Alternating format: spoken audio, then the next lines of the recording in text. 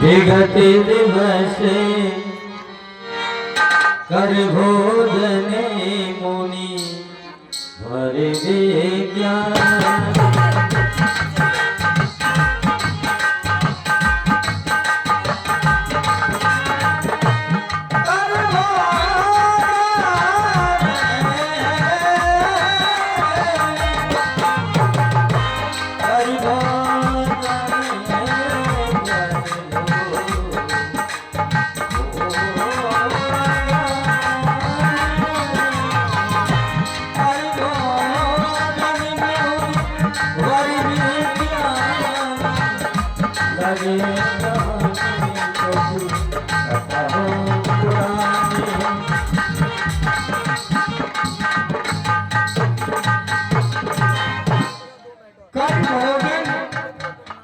भोजन के उपरांत बारी आती है भजन की।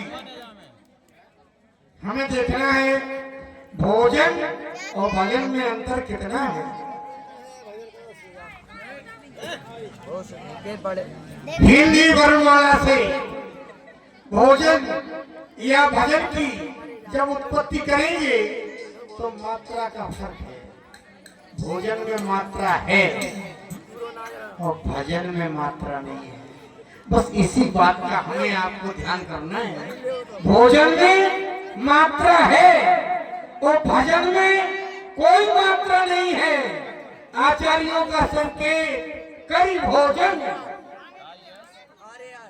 तो भोजन करें, मात्रा का ध्यान रखें और भजन अमात्र होना चाहिए, अनवरत होना चाहिए, धारा प्रवाह होना चाहिए। भोजन में मात्रा और भजन में कोई मात्रा नहीं है। लगे कहन कछु कथा पुरानी, पुरातन कथाओं के अंतर्गत कुमार राम कुमार लक्ष्मण एक कथा सुनाने जा रहे हैं, सत्संग का प्रभाव। एक बार एक संत भगवान भ्रमण के लिए निकले। चलते चलते जब मध्य नगर में पहुंचे तो उन्होंने देखा एक सुख का पिंजरा टंगा हुआ है, तोते का। तोता 12 अक्षर मंत्र का उच्चारण कर रहा है। ओम नमो भगवते वासुदेवाय, ओम नमो भगवते वासुदेवाय, ओम नमो भगवते वासुदेवाय। मंत्रोच्चारण सुना तो संत का हृदय प्रसन्न हो गया। बड़ा पावन नगर है, यहाँ पक्षी भी मंत्रोच्चारण करते हैं। अब मैं यहाँ जन जन में जनसंपर्क करूंगा। संत भगवान फिर आगे बढ़ गए। मध्य नगर से दक्षिण की ओर नगर में थोड़ा सा निकले तो एक मैना का पिंजरा दिखाई दिया।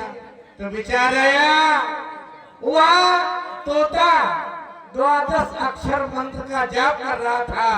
अब ये मैना कौन से मंत्र का जाप कर रही होगी? चलो चलकर सुनते हैं। ज्यों ही संत भगवान मैना के पिंजरे के पास पहुंचे तो सुना मैना तो मारो काटो की रट लगा रही है। इसे भी मार डालो, उसे भी काट डालो, सबको मार डालो, सबको काट डालो। सुना तो संत भगवान का हृदय बड़ा दुखी हो गया। ये मैना मारो काटो की रट लगाती है। ऐसा सोच करके संत भगवान बड़े उदास मन से वापस चले आए। कहाँ? वहीं जहाँ सुख का पिंजरा था, तोते का। तोते ने देखा संत भगवान उदास हो गए तो तोते ने हंसकर कहा, अरे संत भगवान, अभी तो आप बड़े प्रसन्न थे, अब उदास क्यों हो गए? तो संत भगवान ने उदास मन से कहा, हे सुख, तुम कितने अच्छे हो, तुम मंत्र उच्चारण करते हो। और वह मैना कितनी बुरी है जो मारो काटो की रट लगाती है।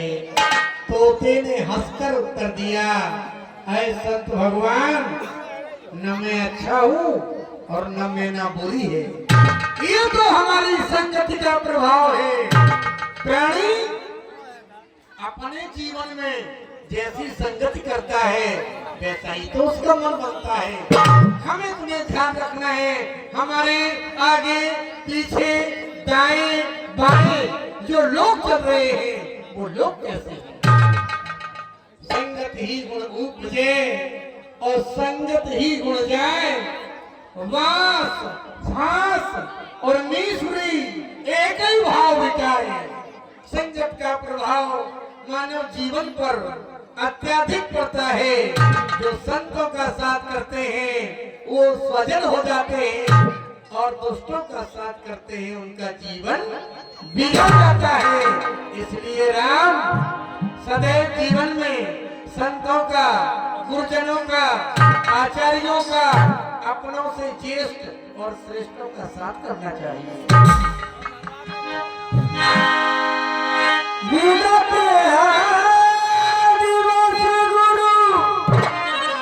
आयुष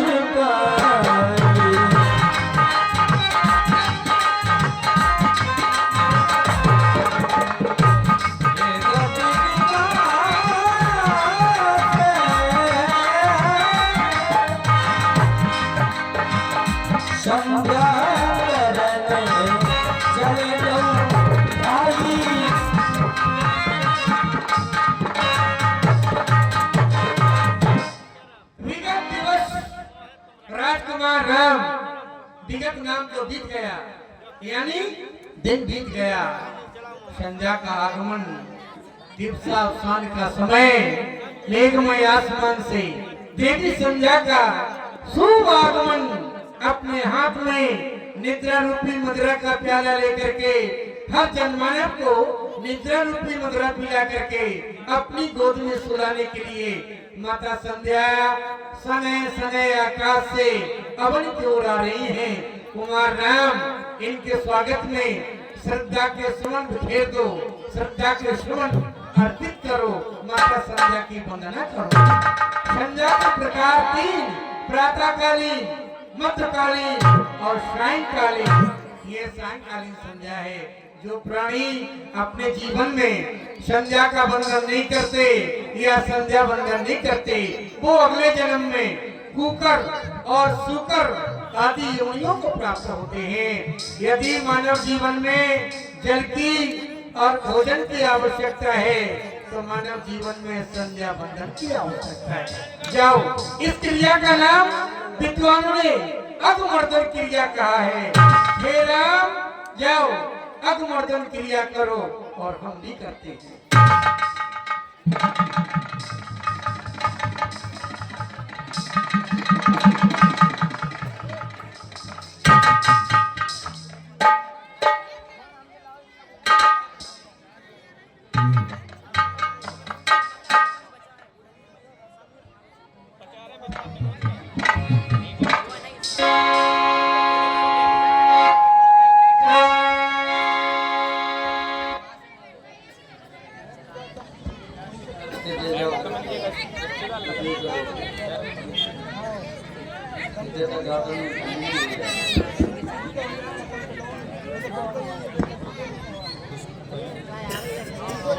धर्म व्रतों में पारंगत, लक्षणों के धाम,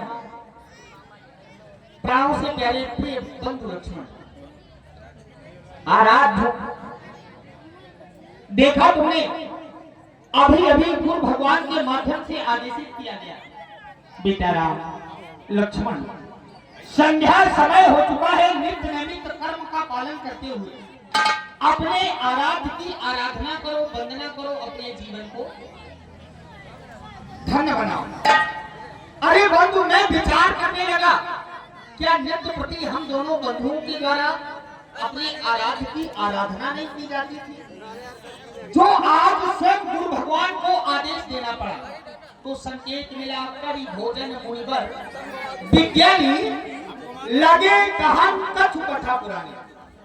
हाँ लक्ष्मण, हमारे वंशजों के संदर्भ में हमें कथाएं श्रवण कराई जा रही थी। उन कथाओं में हम इतने मनमुग्ध हो गए, इतने लीन हो गए कि हमें संध्या का समय ही याद नहीं रहा।